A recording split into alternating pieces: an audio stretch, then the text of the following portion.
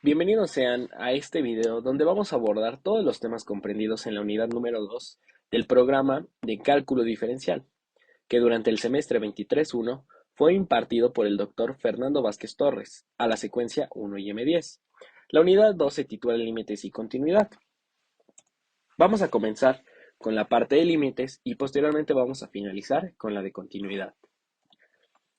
El primer tema que aborda nuestra unidad 2 es conceptos de vecindad, punto interior, exterior, frontera y acumulación.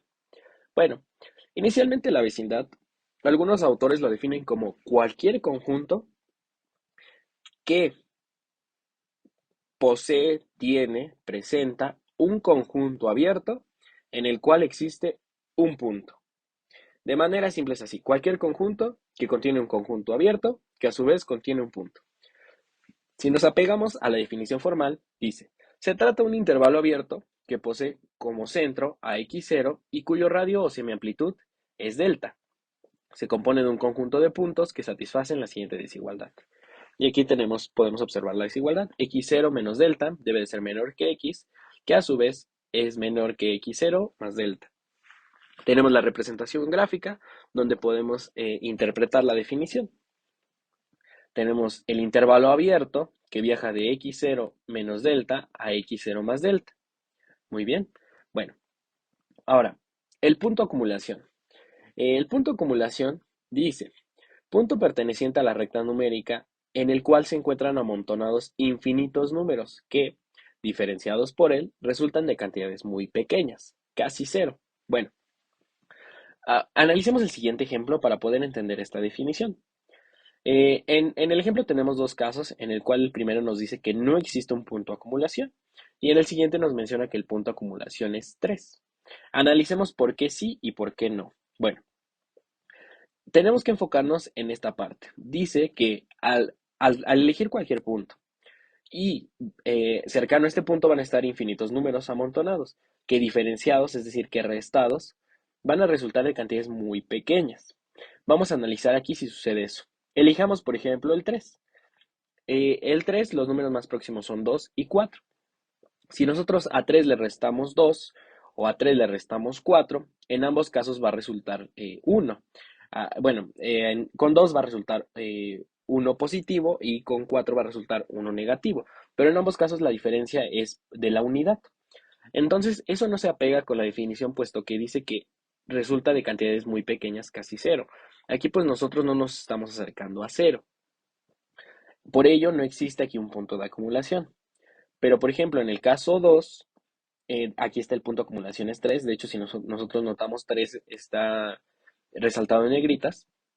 Si nosotros a 3 le restamos 2.98 o le restamos 3.02, que si nosotros notamos aquí la variación no es de 1, como era acá. Aquí la variación es de 2 centésimas. Entonces, aquí pues la variación es más pequeña, muy cercana a cero. ¿Qué es lo que sucede si le restamos a 3, 2.98 o 3.02? Por ello, aquí podemos establecer que el punto de acumulación es 3. Ahora, punto exterior, interior y frontera. Para poder entenderlo, nos vamos a apoyar de esta representación gráfica, en la cual vamos a entender a esta bola verde como un conjunto cual sea, que va a poseer infinidad de números e infinidad de puntos. En ellos vamos a identificar tres. El punto frontera, si nosotros notamos, se encuentra en el límite del conjunto. Por ello se le conoce como frontera, porque va a pertenecer al conjunto, puesto que va a estar en el límite. Luego tenemos en la parte de la parte derecha superior, vamos a tener el punto interior. El punto interior, digo, es fácil de entender, va a pertenecer al conjunto, va a estar dentro de los puntos, dentro de los valores que nuestro conjunto comprenda. Y a diferencia del punto exterior, bueno, el punto exterior no va a estar dentro de los valores, no va a poseer cualidades que hagan que se encuentre dentro. Es por ello que el punto exterior se le conoce así, puesto que no pertenece. ¿Ok? Continuemos. 2.2. Definición de sucesión. Una sucesión de números reales es una función. Una función que va a estar definida en los números naturales y va a tomar valores reales. Esto es lo que quiere decir esta expresión. Es una función que va a estar definida en los números naturales y que va a tomar valores reales. En términos más simples, bueno, se trata de una sucesión de un conjunto ordenado de números. Simplemente es eso. Digo, eso lo hemos manejado siempre. Tenemos este ejemplo. Es una sucesión que viaja de 5 en 5, empieza en menos 25 y termina en 25. Nosotros notamos la variación es de 5 en 5 en 5. Tenemos aquí también esto también es una sucesión, pero esto es la función seno, pero también representa una sucesión. Y en la parte de acá tenemos otra sucesión que es muy famosa, es la sucesión o la serie de Fibonacci, pero todas comprenden ser una sucesión. Cada sucesión va a tener diferentes cualidades que la van a diferenciar de otras sucesiones. Ahora, en el tema 2.2.1 vamos a tener lo que es una sucesión monótona. Bueno, para considerar una sucesión como monótona, se debe de establecer que todos los términos sucesivos se comporten de manera creciente o decreciente. Es decir, que todos, sin excepción alguna, van a tener una variación positiva o negativa.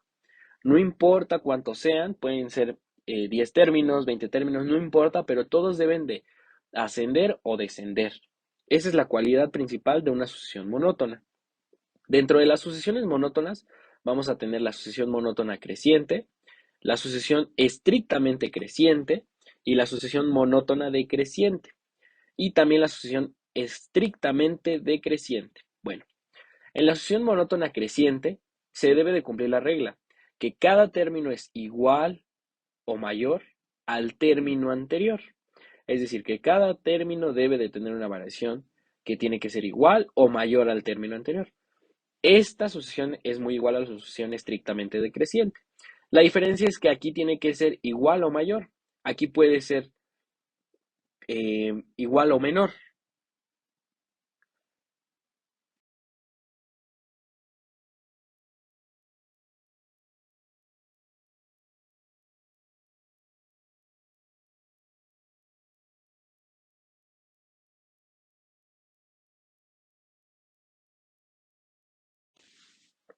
Continuemos con el tema 2.21, sucesión monótona.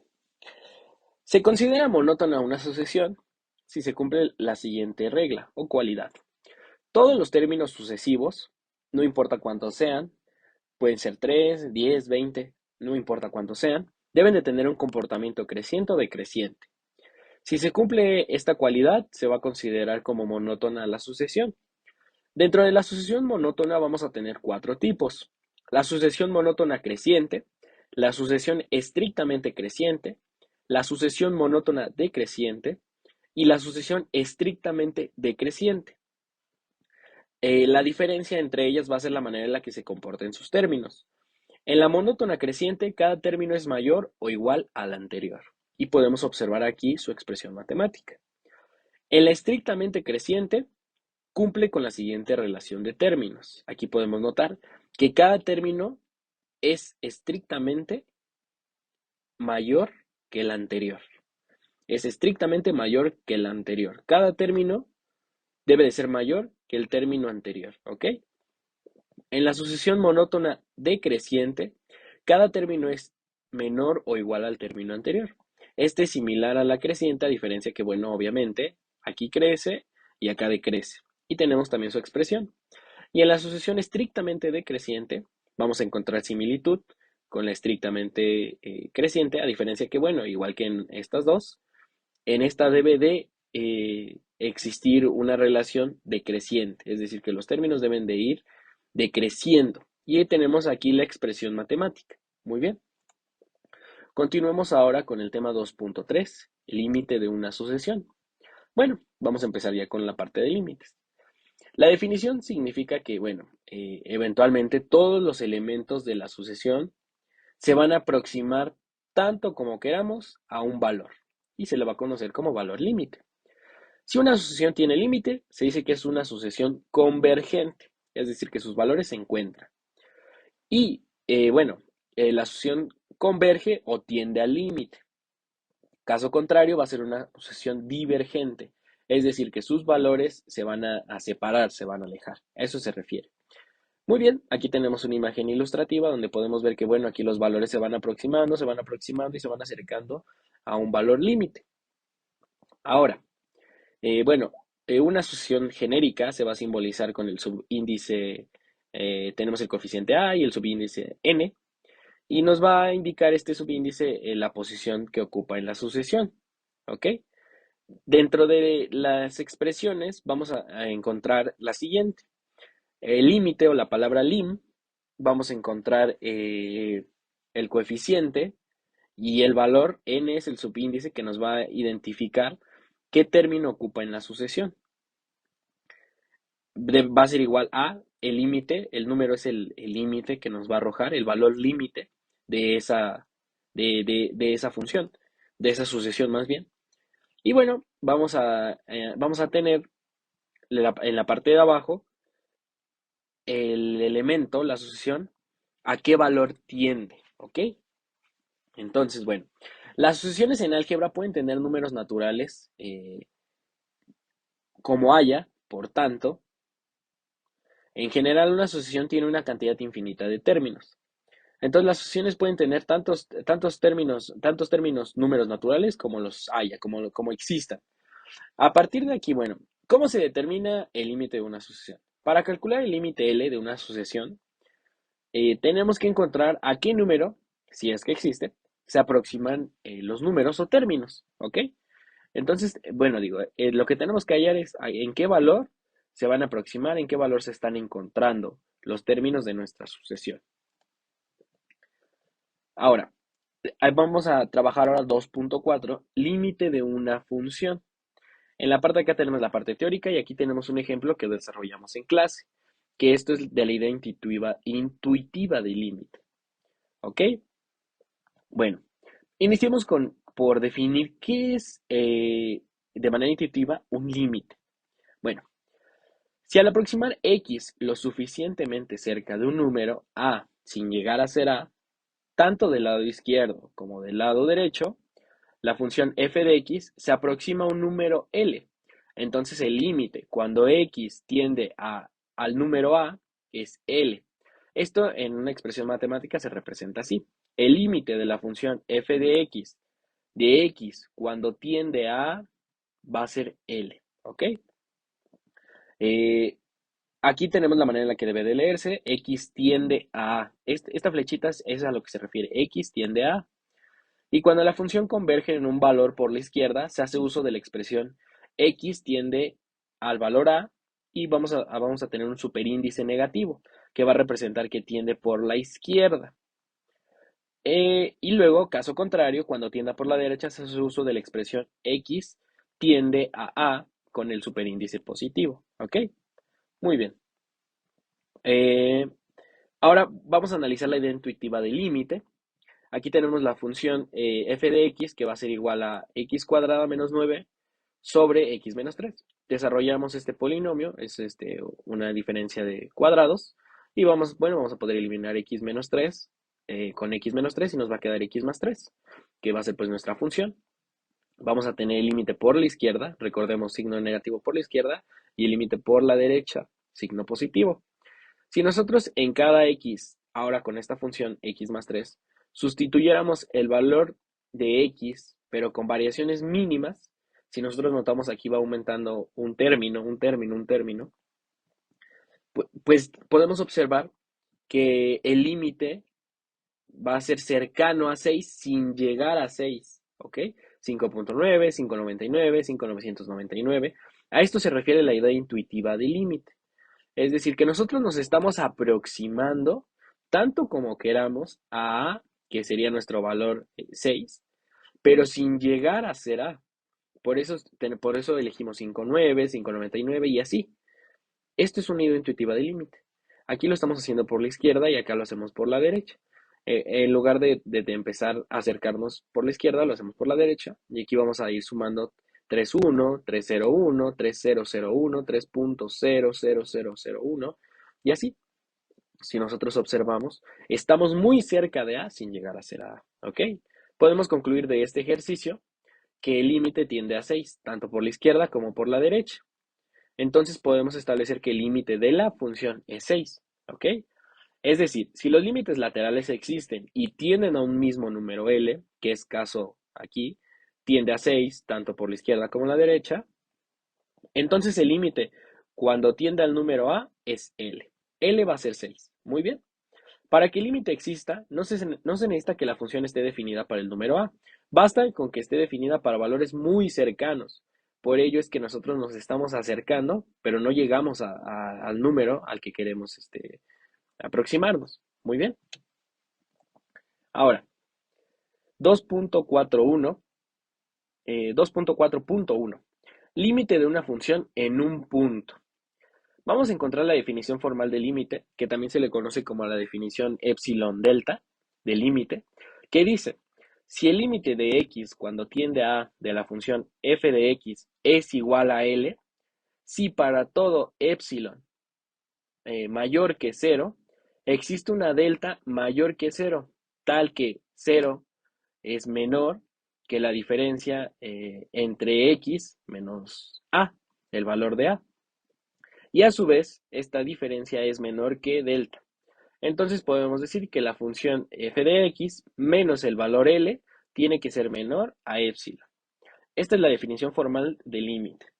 Aquí podemos encontrar una imagen que asocia esta definición y nos hace más fácil entender la variación que hay entre estos intervalos, L más epsilon, este es el valor L. La función dice que si el límite existe en x cuando tiende a, aquí tenemos a x, tiende a, nos debe de arrojar un valor límite y debe de guardar las proporciones entre a menos delta y a más delta, y acá L más epsilon, L menos epsilon, de cualquier función. Esa es nuestra definición de una función, del límite de una función en un punto. ¿Ok? Ahora para entender un poco mejor, vamos a desarrollar el siguiente ejemplo que dice, a continuación se hará una demostración que menos 3 es el límite de la función f de x, cuando x tiende a 1. Y aquí está, esta expresión aquí está, pero con la expresión matemática. El límite de x cuando tiende a 1 de la función x cuadrada menos 5x más 4 sobre x menos 1 tiene que ser igual con menos 3. Vamos a desarrollar la demostración que esta expresión es cierta, que es verdadera. Para ello, obviamente, nos vamos a apoyar en nuestra definición formal. Aquí tenemos la función que es esta parte de acá, la función menos L. El valor de L entonces sería el valor que encontramos aquí, que es menos 3, aquí está. Y esta diferencia tiene que ser menor que epsilon. Entonces tenemos que encontrar la relación existente entre epsilon y delta. Nosotros desarrollamos el álgebra menos por menos es más, y aquí, bueno, desarrollamos factorizamos, tenemos x menos 1 que multiplica a x menos 4, podemos cancelar x menos 1 con x menos 1, obviamente lo podemos realizar, y únicamente nos va a quedar x menos 4 con el 3, a esta parte aquí, x menos 4 más 3, aquí lo tenemos, hacemos la diferencia entre el 4 y el 3, menos 4 más 3, menos 1, entonces es x menos 1 menor que epsilon. Dejamos la x sola para encontrar la relación existente entre epsilon y delta. Y tenemos que la relación entre epsilon y delta es de 1. Entonces el valor de epsilon para delta es de 1. ¿Ok? Aquí está la demostración. Y aquí del lado izquierdo tenemos la gráfica. Tenemos la función. Y aquí mismo, de hecho, pues en el programa de GeoGebra ya nos arroja, si nosotros metemos la función límite, ya nos la arroja. Primero nos pide de qué función, la función f, en qué valor, en 1, porque es cuando x tiende a 1, aquí por eso tenemos a 1, y nos arroja que debe de ser menos 3, que es lo que nosotros aquí demostramos, y eso es cierto. Aquí tenemos la función f de x, aquí tenemos el valor 1, entonces cuando x tiende a 1, ¿qué nos devuelve nuestra función? Menos 3. Eso es totalmente cierto, ¿ok? Entonces, eso fue un ejemplo de la definición formal del límite. Ahora, 2.4.2. Teoremas sobre límites bilaterales. El límite cuando x tiende a x0 de una función f de x existe y es igual a L si y solo si los límites laterales son iguales a L. Es decir, que los límites tanto por la derecha como por la izquierda tienen que ser iguales. A eso se refieren los límites bilaterales, por eso se llama así bilaterales, porque son ambos bi y tienen que ser tanto por la izquierda como por la derecha. Ambos tienen que ser igual a L. Aquí tenemos un ejemplo. Dice, los límites laterales en el punto x igual a menos 2, x igual con menos 2, aquí tenemos x igual con menos 2, de la función representada gráficamente coinciden, ya que el valor de la función tiende a 3, indistintamente si nos acercamos a x igual con menos 2 por la izquierda o por la derecha. ¿Ok? Si nosotros nos acercáramos aquí sin llegar a menos 2, nos vamos a acercar con 3.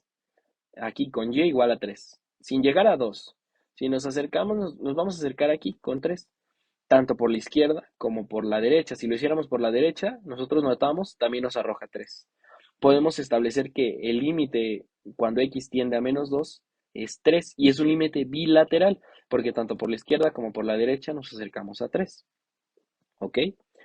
Ahora, en consecuencia, bueno, por ello podemos establecer que el límite de la función en x y cuando tiende a menos 2 o igual a menos 2 es igual a 3, 3 positivo. En cambio, si nosotros lo analizamos en el punto x igual a 4, aquí, los límites laterales son distintos, ya que por la izquierda la función se aproxima a 3, pero por la derecha la función se aproxima a 2. Vamos a ver, vamos a analizar. Dice que en el punto x igual a 4. Aquí es el punto x igual a 4. Si nosotros nos acercamos por la izquierda, supongamos que llegamos aquí a 3 y tantos, si nosotros nos acercamos, notamos que nos acercamos a 2. Pero si nosotros lo hacemos por la derecha, ya no nos acercamos a 2, sino que nos estamos acercando a 3. Entonces aquí no podemos establecer que tenemos un límite bilateral, porque el límite por la izquierda y el límite por la derecha no son el mismo. Entonces podemos decir que el límite bilateral en este punto, en x igual a 4, no existe. Aquí lo tenemos ello representado en la expresión matemática. El límite de x cuando tiende a 4 por la izquierda de la función f de x, de esta función, es igual con 3. Cuando lo hacemos por la izquierda, con 3. Muy bien. Si nosotros lo hacemos aquí, es igual con 3. Es diferente del límite de x cuando tiende a 4 por la derecha que de la función f de x, que va a ser igual a 2. Si nosotros notamos aquí, nos acercamos, nos arroja 2. Si nosotros nos acercamos acá, nos arroja 3. Esto es a lo que se refiere.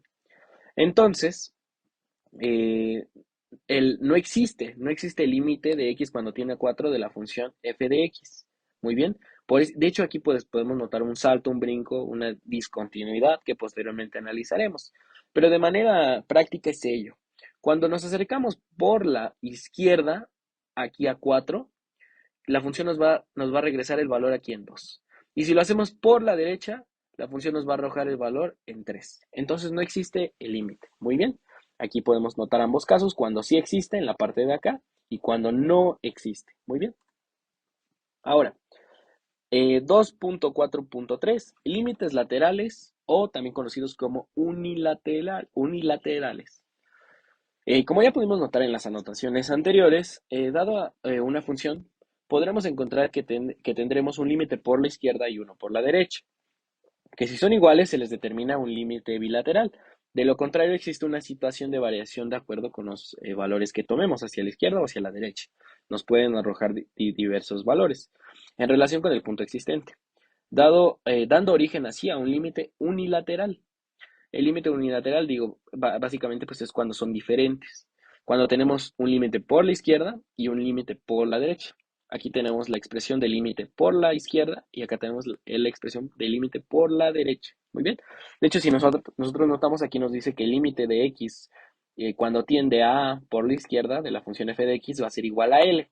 A diferencia de acá, que es el límite de x cuando tiende a por la derecha de la función f de x va a ser igual a R.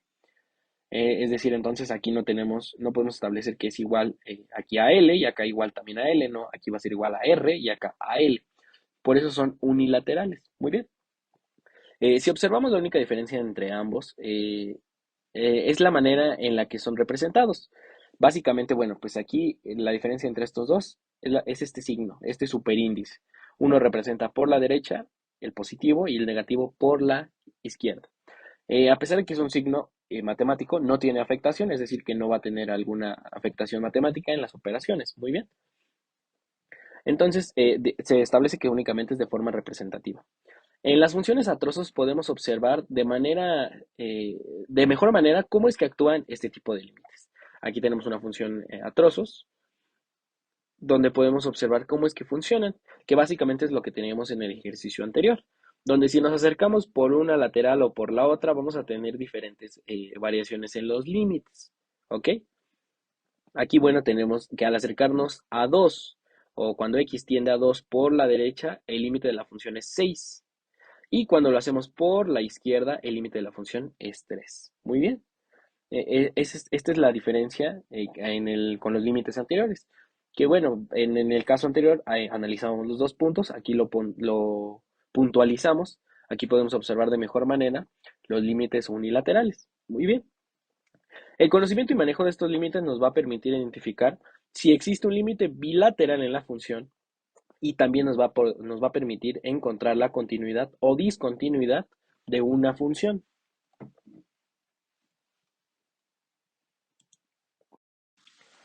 Ahora vamos a seguir con el tema 2.4.4, límites trigonométricos especiales. Bueno, ¿qué son? Son límites en los cuales existe una función trigonométrica. Generalmente para su resolución se hace uso de límites notables, puesto que si evaluamos de forma directa, en algunos casos va a existir una indeterminación del tipo 0 entre 0, lo cual va a implicar que tendremos que racionalizar, factorizar o desarrollar funciones trigonométricas. Aquí realizamos un gráfico para que ustedes pudieran observar de mejor forma los recursos para la resolución de estos límites trigonométricos.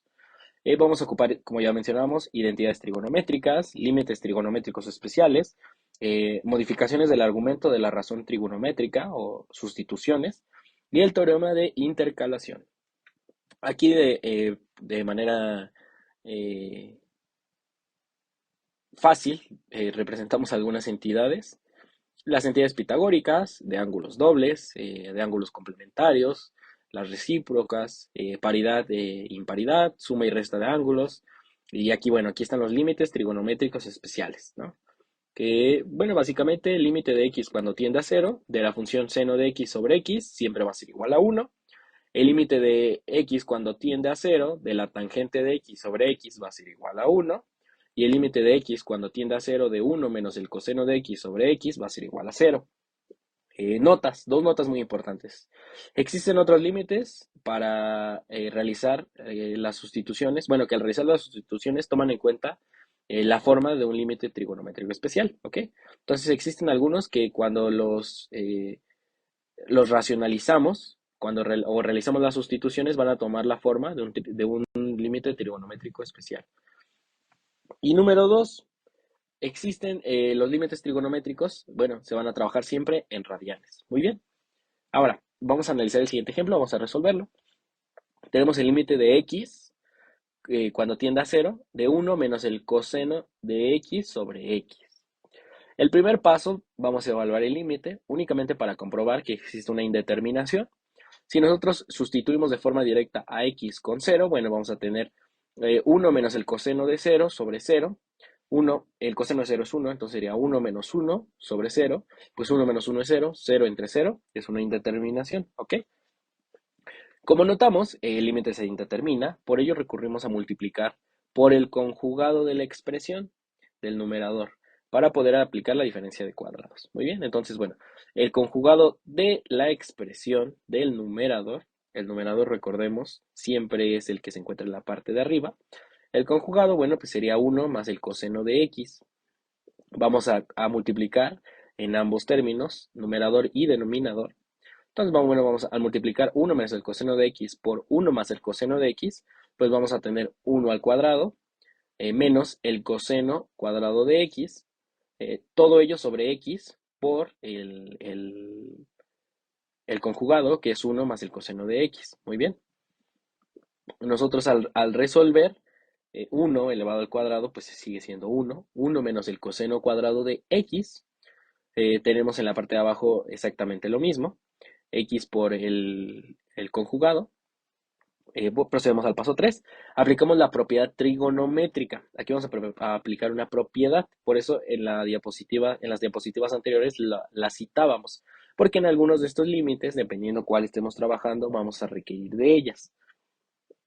Bueno, la propiedad es 1 menos el coseno cuadrado de x va a ser igual al seno cuadrado de x.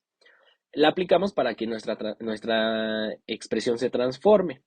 Entonces, bueno, sustituimos 1 menos el coseno cuadrado, que es esta parte de acá del numerador, y nos va a quedar como el seno cuadrado de x.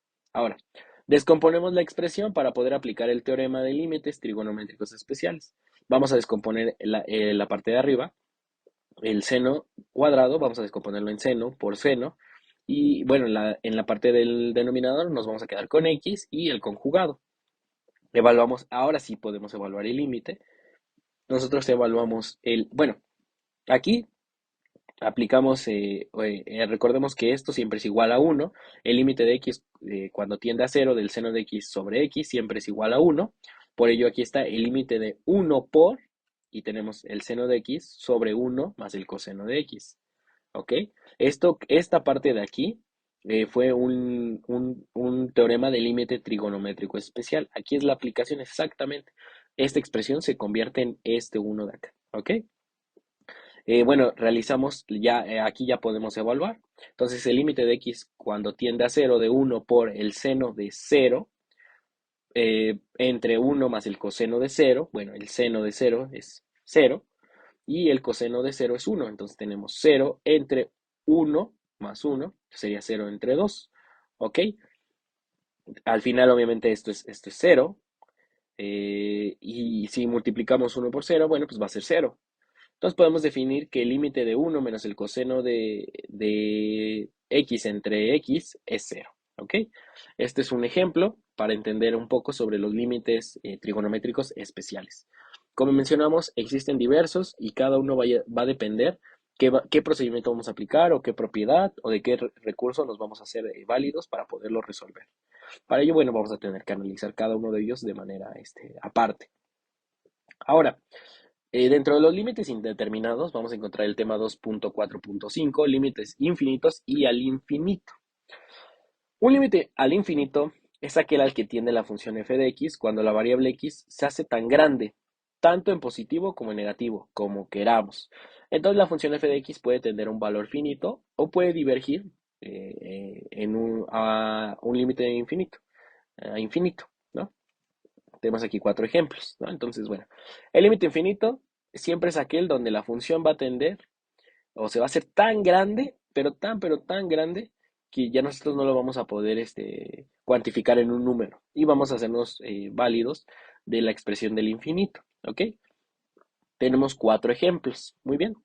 En el primer gráfico, la función representada, la función, tiende al valor real k, al infinito, porque se va acercando a k a medida que x va creciendo. Conforme x crece, aquí en el eje de las x, nuestra función se va a acercar al valor real k, ¿ok? Entonces podemos establecer que el límite de x, cuando tiende a infinito positivo, de la función f de x, va a ser igual a k, a un valor real k, ¿ok? Ahora, la función superior a la derecha, que es esta de acá, tiende al más infinito, aquí lo tenemos, tiende al más infinito porque va creciendo hacia arriba, tiende al más infinito cuando x tiende a infinito. Es decir, cada vez que x vaya creciendo, va a tender al más infinito, ya que crece indefinidamente al aumentar el valor de x. Si nosotros podemos notar, conforme vamos aumentando en el eje de las x, podemos observar cómo nuestra función va creciendo. Empieza de abajo y va subiendo, va subiendo, va subiendo. Esto lo podemos establecer como el límite de x cuando tiende a más infinito de la función f de x va a ser igual al infinito positivo. ¿Ok? Ahora, en cambio, la gráfica inferior izquierda decrece sin parar. Si nosotros notamos es el caso contrario. Aquí empieza en la parte superior y va decreciendo, va disminuyendo sus valores. Y bueno, esto porque tiende a menos infinito. Entonces, es decir, que aquí el valor va a ser el menos infinito. Entonces, el límite de x cuando tiende a más infinito, x aquí, no confundamos este infinito con este infinito. Si nosotros vamos creciendo, vamos aumentando valores en x y vamos aumentando a más infinito, es decir, a la derecha, hacia más infinito, lo que va a suceder es que el límite de nuestra función va a viajar, se va a dirigir hacia menos infinito, es decir, que va a ir decreciendo, va a ir decreciendo, va a ir decreciendo de manera infinita. Esto es a lo que se refiere. Entonces es importante aquí no confundir estos dos infinitos. Ahora, finalmente la última función es periódica, es decir, que tiene variaciones en intervalos ya definidos. Entonces, no tiene ningún valor. Por lo tanto, podemos establecer que no existe límite en el infinito en este caso. Entonces, no existe límite de x cuando tiene infinito de la función f de x, porque es una función periódica. Todas las funciones periódicas no van a presentar ningún valor y no van a tener, cuando tiendan infinito, pues no nos van a arrojar ningún valor, no van a existir, ¿ok?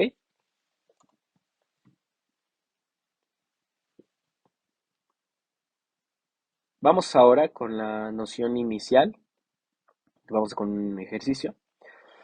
El límite, bueno, la noción nos dice que es entonces el límite de x cuando tiene infinito de la función f de x va a ser igual a un valor L. Lo anterior representa que los valores de la función f de x se avecinan, se acercan, se aproximan a L, tanto como se desee, para una x lo suficientemente grande. Por un convencionalismo matemático, es decir, por un hábito que se tiene entre el campo matemático, es usar la expresión el límite de f de x cuando x tiende a infinito es L, ¿ok? Entonces, cuando una función x tiende a infinito, se busca la base de mayor exponente. Para resolver, vamos a buscar la base de mayor exponente y dicha base va a dividir a cada uno de los términos de la función. Después, para obtener el valor del límite, se aplica el siguiente límite. Ya está establecido. El límite de x cuando el límite de la función c entre x elevado a la n, cuando x tiende a infinito, va a ser igual a cero, con una c constante. Muy bien. Vamos a resolver el ejemplo, donde vamos a aplicar todos los conceptos previamente citados. Dice, resuelve el siguiente límite cuando x tiende a infinito positivo en la función f de x. Tenemos el límite de x cuadrada más 4x más 1 cuando x tiende a más infinito. Bueno, el paso número 1 es aplicar lo acordado en los apuntes anteriores, que bueno, básicamente nos menciona aquí en esta parte, buscar la base con el mayor exponente o mayor grado, y dicha dividirá a todos los exponentes de la función. Muy bien. Si nosotros notamos aquí en nuestro polinomio, ¿cuál es la base de mayor grado? Bueno, pues básicamente es x al cuadrado porque tiene el grado 2. Aquí tenemos a x, pero tiene grado 1, entonces la de mayor grado es x al cuadrado. Y esta base va a dividir a toda nuestra función, a toda nuestra expresión. Por eso aquí tenemos sobre x al cuadrado. Ahora, vamos a descomponer la expresión en sus diversos términos, ¿ok? Entonces, bueno, básicamente es dividir x cuadrada entre x cuadrada es 1, más 4x sobre x cuadrada, eso es 4 sobre x, más 1 sobre x cuadrada, eso es 1 sobre x cuadrada. Y nuestra expresión ahora se transformó a esto. El límite de x cuando tiende a más infinito de la función 1 más 4x más 1 sobre x al cuadrado. Podemos separarlo y tener un límite, 2 y 3, una suma de límites, ¿ok? Aquí ya podemos aplicar el límite que mencionábamos acá. Este límite ya lo podemos aplicar. Recordemos que es importante tener a c constante. Entonces, bueno, podemos aplicar, de hecho lo vamos a hacer separando los tres. Vamos a tener el límite de 1, el límite de 4 sobre x y el límite de 1 sobre x cuadrado. El límite de 1 es 1. El límite de 4 sobre x es 0. Y el límite de 1 sobre x al cuadrado es 0. Si nosotros resolvemos las operaciones algebraicas, vamos a tener, bueno, pues básicamente 1 más cero, pues eso es igual a uno. De manera general podemos establecer que entonces el límite de x cuando tiende al más infinito de x cuadrada de la función x cuadrada más 4x más uno va a ser igual con uno. Básicamente, pues aquí es buscar aplicar esta regla, la base de mayor término, y ella va a dividir a toda la expresión. Y posteriormente, ya que tengamos una expresión más simple, vamos a poder aplicar este límite. Muy bien, continuemos. Ahora, tema 2.5, asíntotas horizontales, verticales y oblicuas. Inicialmente, bueno, pues hay que definir qué es una asíntota. Una asíntota es una recta que se encuentra asociada a la gráfica de algunas curvas y que se comporta como un límite gráfico hacia el cual la gráfica se aproxima indefinidamente, pero nunca la va a tocar ni la va a cruzar, ¿ok? A medida que una variable tiende hacia un cierto valor, la otra variable tiende al infinito, cualquiera que éste sea. En términos más simples, se trata de una recta a la cual la función se acerca indefinidamente. Entonces, bueno, vamos a tener cualquier tipo de función,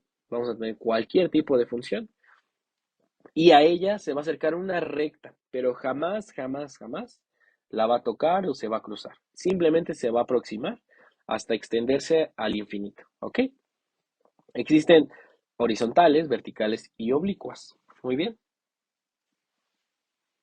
Entonces, en las horizontales son rectas asociadas a la función. Se encuentran presentes únicamente en las funciones racionales, ¿ok? Esto es bien importante.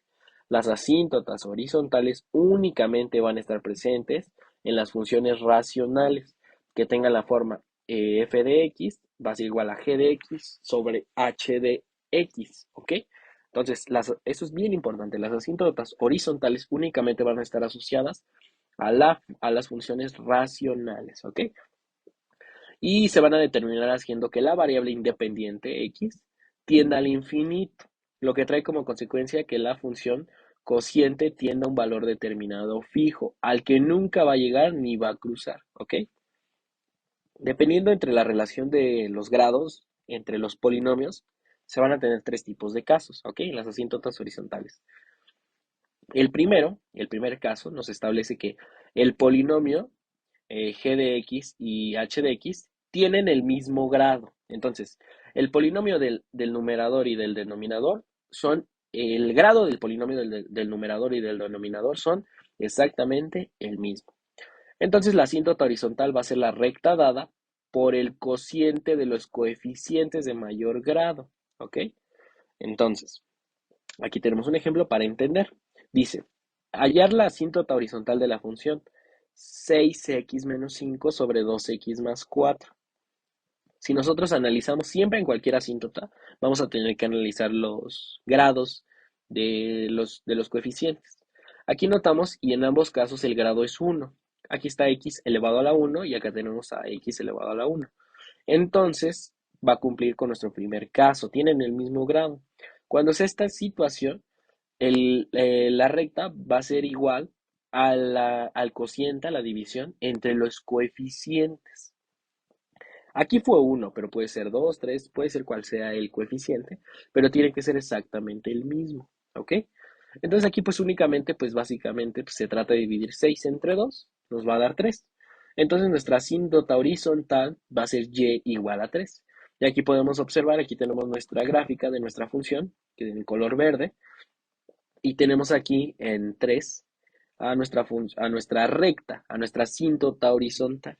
Es esta roja, ¿ok? Entonces este es el primer caso. Cuando el grado del numerador y del denominador son el mismo, la recta, la asíntota va a estar dada por el cociente entre los coeficientes de mayor grado, ¿ok? Como situación 2, el grado del polinomio del numerador es menor que el del denominador, ¿ok? Entonces, el grado del numerador es menor que el del denominador. Para estos casos, la asíntota horizontal es igual a 0, y con 0, ¿ok? Siempre que el grado del numerador sea menor que el del denominador, vamos a tener y igual con 0. Y aquí tenemos un ejemplo. Dice, hallar la asíntota horizontal de la función f de x de 5x menos 2 sobre x cuadrada menos 2x menos 8. Vamos a, como siempre en cualquier asíntota, para encontrar las asíntotas tenemos que analizar Grados. Aquí analizamos en el numerador tenemos un grado 1 y en el denominador tenemos un grado 2. Entonces aquí el grado del numerador es menor. Por ello podemos establecer que nuestra asíntota va a ser igual con y igual a 0. Y aquí tenemos el ejemplo. Tenemos nuestra función aquí en rojo y la asíntota aquí está en color verde, pero no se alcanza a notar porque está sobrescrita sobre el eje de las y, al ser 0. Entonces, siempre que el grado del numerador sea menor que el del denominador, nuestra asíntota horizontal es y igual con 0. ¿Ok? Ahora, el grado del polinomio g de x, o sea, del numerador, es mayor que el del denominador. En estos casos no existe la asíntota horizontal. ¿Ok? Cuando el grado del numerador sea mayor que el del denominador, no va a existir nuestra asíntota. Vamos a analizarlo aquí en el ejemplo. Tenemos a 4x menos 12 sobre 2. Tenemos un grado 1 y aquí no tenemos ninguna literal. Entonces, bueno, pues podemos establecer que el grado del numerador es mayor, siendo tal que entonces no tenemos ninguna asíntota. ¿Ok? De hecho, aquí lo dice, solución, como el grado del polinomio del numerador es mayor que el del denominador, no existen asíntotas horizontales. ¿Ok? Entonces no existe ninguna asíntota horizontal. Ahorita vamos a ver más adelante qué es lo que sucede cuando no existen las asíntotas horizontales. Bueno, vamos con las asíntotas verticales. Al igual que las horizontales son rectas, pero en este caso obviamente son verticales, asociadas a la función. Se encuentran presentes únicamente en funciones racionales, al igual que las horizontales, únicamente en funciones racionales. De la forma f de x va a ser igual a g de x sobre h de x. Y se determinan encontrando las raíces del numerador, h de x correspondiente.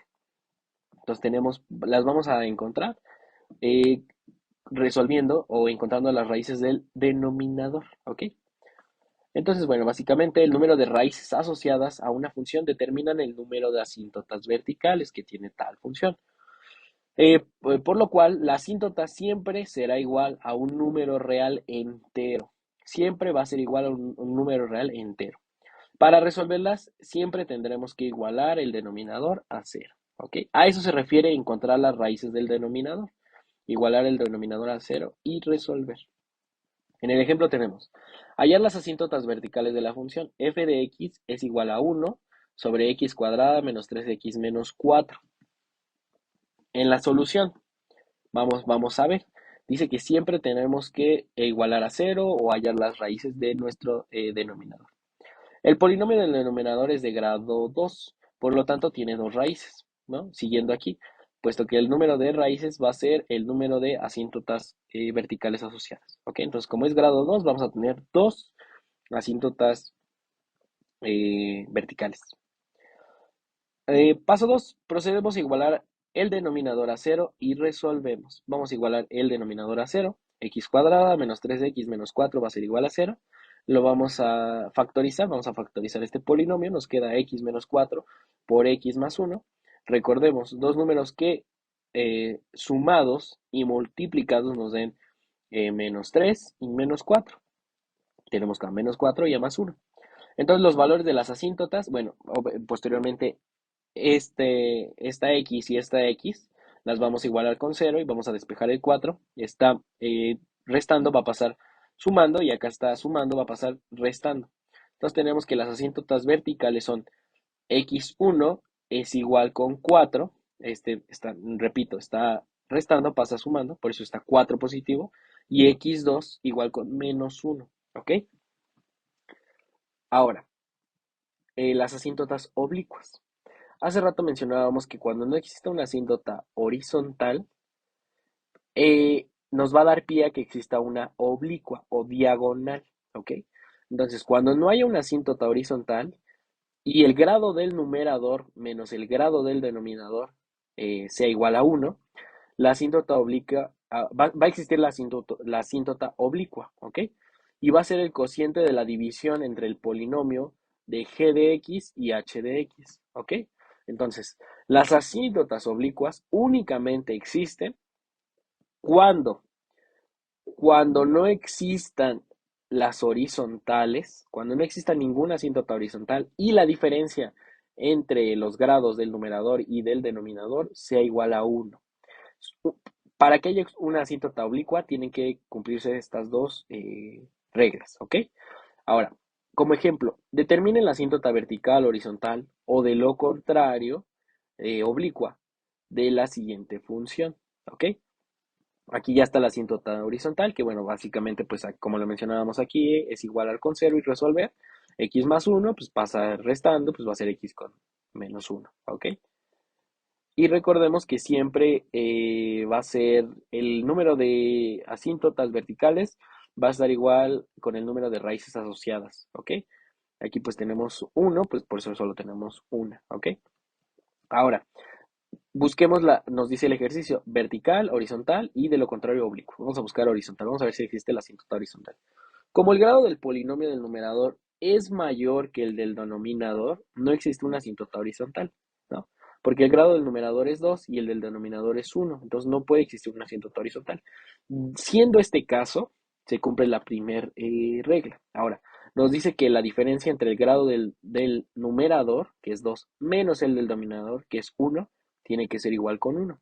2 menos 1, 1. Entonces sí existe la asíntota oblicua. Entonces, bueno, para encontrarla, nos dice que tiene que ser el cociente de la división entre el polinomio de g de x y h de x, ¿ok? Bueno, pues realizamos la división polinómica del numerador entre el denominador. Tenemos aquí al numerador x cuadrada más x más 2.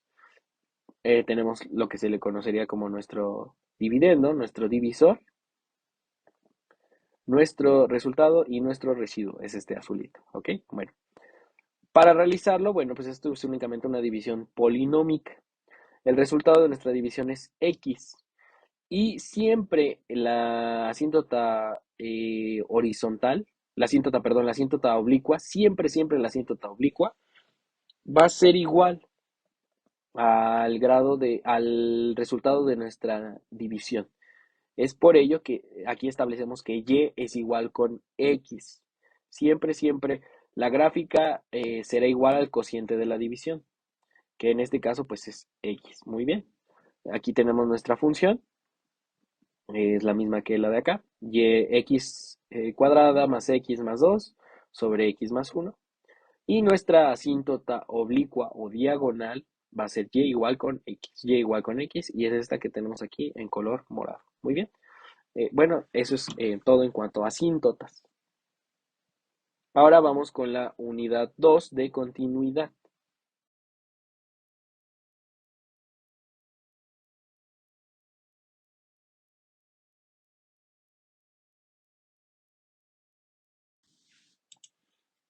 Muy bien, vamos a continuar con la unidad número 2. Seguimos en la unidad número 2, pero ahora vamos con el tema de continuidad. ¿Ok?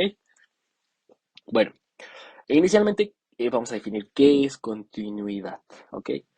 Para entrar en este tema, vamos a tener claro que la continuidad, en este caso, es exactamente lo que pensamos. Continuidad implica realizar algo sin ninguna interrupción, de forma continua, ¿ok? Vamos a suponer, por ejemplo, que el horario de un banco está establecido de 9 a 2 de la tarde, lo cual, bueno, obviamente representa que va a estar laborando de manera continua, sin ninguna interrupción, durante ese intervalo de tiempo, ¿ok? En el cálculo diferencial, bueno, podremos observar la continuidad de una función si al realizar el bosquejo de una gráfica, imaginemos un lápiz y que nosotros vamos a realizar el bosquejo. La continuidad va a existir si no levantamos en ningún momento el lápiz y podemos realizar el trazo de forma continua, ¿ok? Si lo interrumpimos con un hueco, un salto, una ruptura, ya no es continuo, ¿ok? Entonces, bueno, obviamente el hecho de que exista la continuidad es que no existen huecos, saltos o rupturas, ¿ok? Entonces, bueno, vamos a tener una función continua y una que no es continua. Tenemos aquí la función, podemos observar que tenemos a epsilon y a delta, y acá tenemos igualmente a epsilon y a delta. La diferencia es que, bueno, aquí podemos notar que el trazo es continuo. Y aquí, bueno, aquí no es continuo, aquí existe un hueco, un salto, una ruptura, como quieran ver. Entonces, bueno, esta es una función continua, esta no es una función continua, ¿ok? Para que exista una función continua, vamos a tener que cumplir con estos tres criterios. Se dice que una función f es continua en x igual a si la función a existe, primero. Segundo, el límite de x cuando tiende a de la función f de x existe. Y tercero, el límite de x cuando tiende a de la función f de x es igual a la función de a. ¿Ok? Tenemos que cumplir estos tres criterios para que nuestra función pueda ser continua. Si alguno de ellos no se cumple, entonces podemos establecer que la función es discontinua en x igual a a. ¿Ok? Esto de otra manera, f es continuo en x igual a si y solo si el límite de x por la derecha de la función f de x es igual al límite de x cuando tiende a por la izquierda de la función f de x y es igual a la función de a, ¿ok? Entonces tiene que ser continua en, tanto por la izquierda como por la derecha, ¿ok? Si alguno de estos, como ya les decía, si alguno de estos tres requisitos, reglas, cualidades, no se cumple, se va a establecer que entonces la función es discontinua. Y acá tenemos los tipos de discontinuidad. Tenemos nuestra función, puede ser continua o discontinua. Aquí están nuestros tres criterios para que sea continua. Y aquí tenemos los tipos de discontinuidad que existen. Existe la discontinuidad evitable y la discontinuidad esencial. En la esencial vamos a tener de primera especie y de segunda especie. Dentro de las de primera especie vamos a tener de salto finito, de salto infinito y de tipo asintótica. ¿Ok? Estos son los tipos de discontinuidad existentes. Ahora, aquí tenemos un cuadro que nos representa lo anterior de manera más puntual. Aquí tenemos cuando f es continua en x igual a, en el punto A, es decir, a esto se refiere x igual a en el punto A. Aquí lo tenemos. Aquí tenemos cuando estos de aquí, estos cuatro por tres, estos dos espacios, es cuando es discontinua. Tenemos la discontinuidad evitable e inevitable. Y aquí tenemos gráficas que nos representan a qué se refiere en cada uno de ellos, de estos casos, ¿ok? Y tenemos las expresiones matemáticas de cada una de estas situaciones, ¿ok? Ahora, ¿a qué se refiere la definición de función acotada? ¿Qué es una función acotada? Bueno, sea la función f cuando tiende a b, podemos decir que f está acotada superiormente, si y solo si, esta doble flecha representa la expresión si y solo si, existe m y pertenece a los números reales, ¿ok? Tal que la función f de x es menor o igual a m para todo x que pertenece a, ¿ok? De manera simple, bueno, básicamente la función va a tener una acotación superior, aquí lo podemos notar, que es este valor de m, y la función pues se va a encontrar debajo, ¿ok? Entonces la gráfica de la función va a quedar debajo del valor de m. A diferencia de la función cuando está acotada inferiormente, bueno, aquí está superior y aquí va a estar en el inferior. Entonces nuestra función, nuestra gráfica va a quedar por arriba, por la parte superior del valor de m. Cuando es inferior, representamos a m como, con una letra m minúscula. Y cuando es superior, lo representamos con la m mayúscula, ¿ok? Entonces ahora, f va a estar acotada tanto de manera superior como inferior sí y solo si existe el valor de m inferior y de m superior y pertenece a los números reales, tal que m es menor o igual a la función f de x y a su vez f de x es menor o igual al valor de m para todo x que pertenece a, ¿ok? Esta definición, bueno, la podemos simplificar en la siguiente expresión. F está acotada si y solo si existe el valor n y pertenece a los números reales, tal que la función f de x es menor a n para todo x perteneciente a A, ¿ok? Entonces, bueno, pues básicamente si lo queremos ver en términos simples, pues la función queda en medio de nuestros valores tanto de n, aquí se representa como positivo y acá como n negativo, ¿ok? Entonces, bueno, nuestra función queda entre los valores, ¿ok? Que bueno, básicamente es lo mismo que observamos acá arriba. Aquí, bueno, aquí no está acotada, la función no está acotada, ¿ok? De hecho, pues nosotros lo notamos, se puede decir que existe una intersección. En todos estos casos no existe ninguna intersección. Aquí lo existe, por lo tanto no está acotada, ¿ok? Ahora, bueno, vamos a ver el penúltimo tema del programa, los teoremas sobre continuidad. El teorema más esencial, más importante, es el teorema del valor intermedio, que dice, si una función f de x es continua en un intervalo cerrado, a b, toma todos los valores entre la función de a y la función de b, ¿ok? Aquí podemos notarlo en la gráfica. Ahora, si k es un valor entre la función de a y la función de b, existe un valor c en el intervalo cerrado a, b, tal que la función de c es igual a k. Aquí, bueno, como lo dice, es el teorema del valor intermedio, es decir, que entre A, el intervalo de A y B, va a existir un valor intermedio. Intermedio no quiere decir exactamente que se encuentra a la mitad, sino que está entre estos dos valores, entre A y B, y aquí lo podemos notar, tenemos a C, que al evaluarlo en nuestra función nos va a arrojar un valor K, ¿ok? Por eso decimos que la función evaluada en C nos va a arrojar un valor de K, ¿ok? Este es el teorema del valor intermedio. Aquí tenemos un ejemplo. Dice, aplica el teorema del valor intermedio y encuentra el valor de K y elabora una gráfica representativa mostrando este teorema en el siguiente ejercicio, ¿ok? Bueno, tenemos la función f de x, que va a ser igual a la raíz cuadrada de x cuadrada más 9 en el intervalo cerrado de menos 6,0 y con el valor de c igual a menos 4. ¿Ok? Bueno, dice, si la función f de x, que es igual a la raíz cuadrada de x cuadrada más 9, es una función definida en el intervalo menos 6,0, obtiene el valor de c, que cumpla con el teorema del valor intermedio cuando c es igual con menos 4. ¿Ok? Bueno, el paso número uno, aplicar el teorema del valor, que pues aquí lo tenemos. Aquí pueden estar invertidos, en este caso. F evaluado en K tiene que ser igual a C. Por lo tanto, tenemos que F evaluado en K, aquí tenemos nuestra función, en lugar de usar la X usamos acá, de X cuadrada más 9 tiene que ser igual con menos 4. ¿Qué es esto de aquí? Nuestra función tiene que ser igual con nuestro valor. Entonces tenemos nuestra función y tiene que ser igual con el valor de menos 4. Bueno, a 4 lo vamos a evaluar con el menos, acá lo vamos a evaluar con el menos 4, ¿ok? Por eso aquí tenemos posteriormente, calculamos el valor de k. Esta k la sustituimos por el menos 4, porque este menos 4 es el valor de k y estamos evaluando la función con k, ¿ok?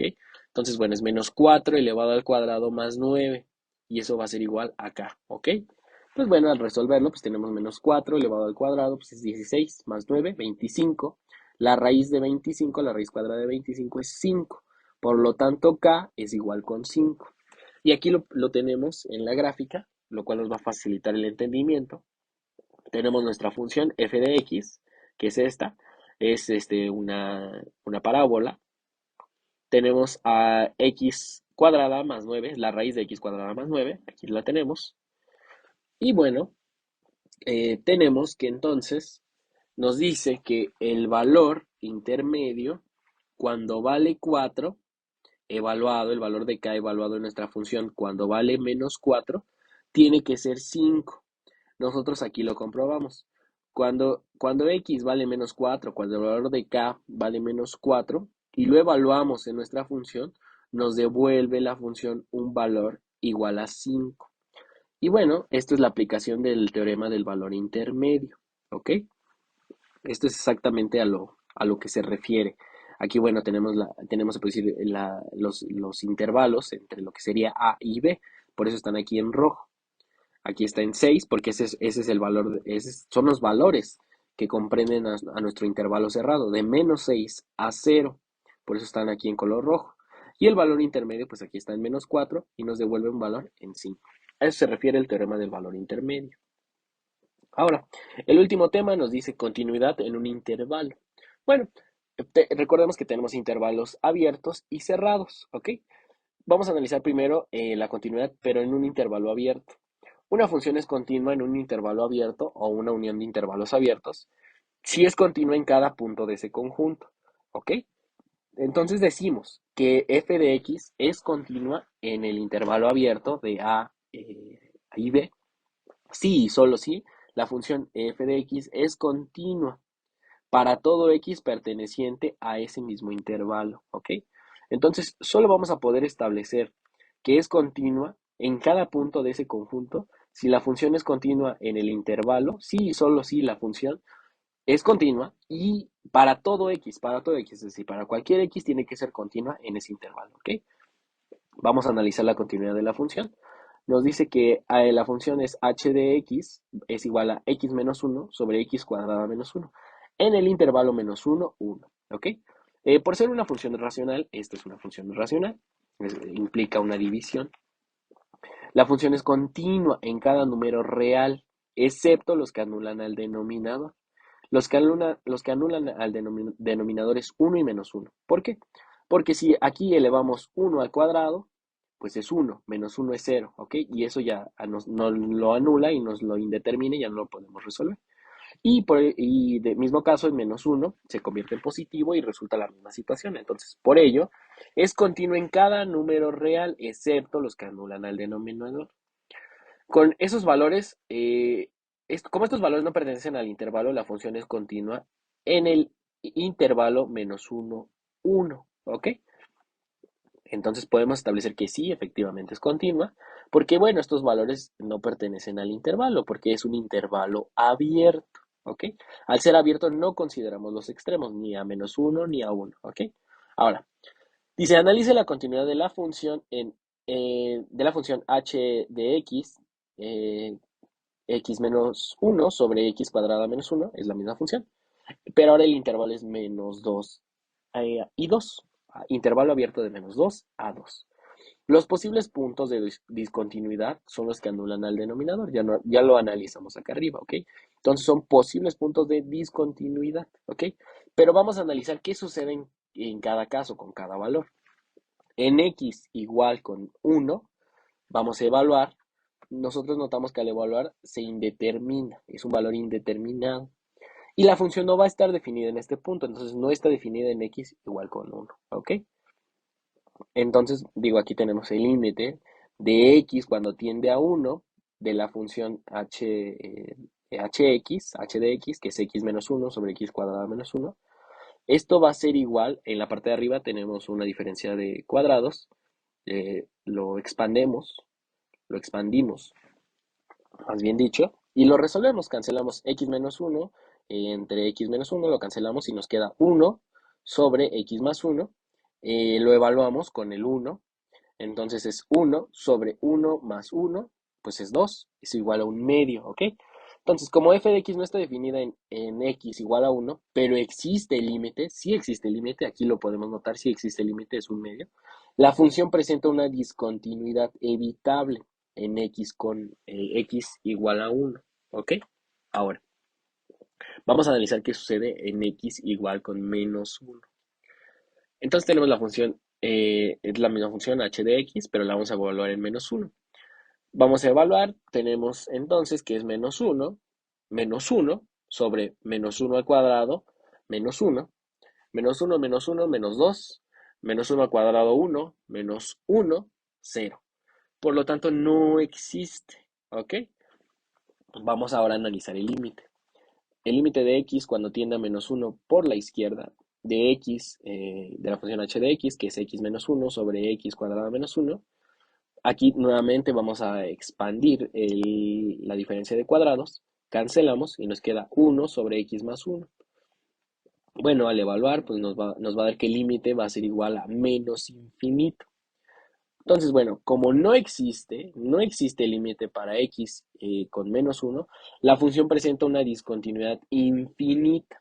Eso es a lo que se refiere, que presenta una discontinuidad infinita y que no existe límite para x con menos 1. Por lo tanto, nuestra función es continua en el siguiente intervalo, de menos 2 a menos 1, unión de menos 1 a 1, unión de 1 a 2.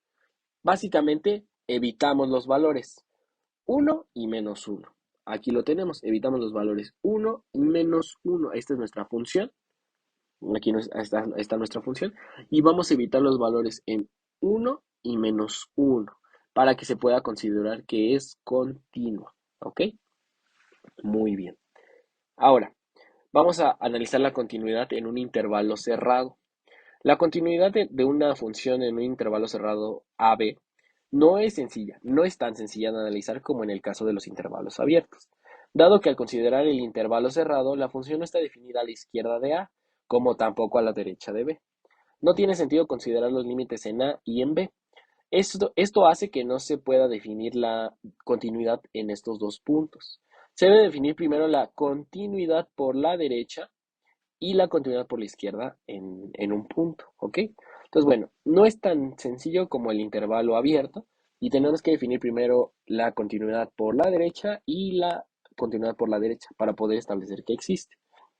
Entonces, bueno, una función es continua a la derecha de un valor si el límite de x, aquí obviamente a la derecha, tiene que ser positivo, de x cuando tiende a por la derecha de la función f de x, es igual a la función de a. Y es continua a la izquierda de a si el límite de x cuando tiende a por la izquierda de la función f de x es igual a la función de a. ¿Ok? Entonces se dice que f de x es continuo en AB, en el intervalo cerrado AB, sí y solo sí, y tenemos estos tres criterios. F de x es continua en el intervalo abierto AB. El límite de x cuando tiende a positivo de la función f de x tiene que ser igual a la función de a, es decir, que tiene que ser continua a la derecha de a y a su vez tiene que ser continua a la izquierda de B. Tiene que cumplir estos tres criterios para poder establecer que es continua en el intervalo cerrado A y B. ¿Ok? Aquí tenemos una gráfica representativa. Vamos a analizar un ejemplo. Dice, demuestre que la función f de x, que es igual a la raíz cuadrada de 9 menos x cuadrada, es continua en el intervalo cerrado menos 3 a 3. Entonces, bueno, la función resulta de una composición de las funciones 9 menos x cuadrada e y igual a la raíz de x, ¿ok? La primera, lo podemos notar, es una función polinomial definida en todo el número real. Y la segunda, bueno, es una función cuyo dominio es el conjunto de todos los números reales no negativos, porque recordemos que no existen las raíces negativas. Por lo tanto, el dominio de la función es el conjunto de todos los números reales, tales que 9 menos x cuadrada es mayor o igual con cero. O sea, todos los números reales pertenecientes al intervalo cerrado. Y aquí tenemos nuestra gráfica. Todos los valores que pertenezcan a este intervalo pertenecen o son parte de nuestra función, ¿ok? Pareciera que es un medio círculo, ¿ok? En la gráfica puede observarse que la función es continua en cada número real perteneciente al intervalo, abierto, menos 3 3. Entonces, es continua en cada número real, ¿ok? Y además tenemos que el límite de x cuando tiende a menos 3 por la derecha de la función f de x es igual al límite, bueno, digo, la función es la raíz de 9 menos x cuadrada y es igual con cero, que a su vez es igual a la función evaluada en menos 3, ¿ok? En menos 3. Y el límite, ahora aquí por la derecha y acá por la izquierda de la misma función, obviamente, es igual con cero también. Entonces también es igual a la función evaluada en 3. ¿Ok? Entonces el intervalo pues queda de menos 3 a 3. Esto implica que la función es continua a la derecha de menos 3, a la derecha de menos 3, aquí es continua y a la izquierda, aquí a la derecha, esta es la derecha y a la izquierda, es decir, en la parte interna de esta semicircunferencia, ¿ok? En consecuencia, es continuo en el intervalo cerrado, menos 3 3, ¿ok? Entonces, básicamente todo este análisis se tiene que hacer acorde a cada ejemplo, ejercicio que se establezca. Pero lo esencial es que se cumplan estos tres criterios, ¿ok? Bueno, eso sería todo por parte mía. Gracias por la atención prestada a esta presentación, a este video. Espero te sirva. En la siguiente diapositiva y en la descripción podrás encontrar el Word, donde se va a encontrar los apuntes en un archivo de Word. Y también vas a encontrar el PDF para que puedas analizar cada uno de los ejercicios, ¿ok? Bueno, pues muchas gracias.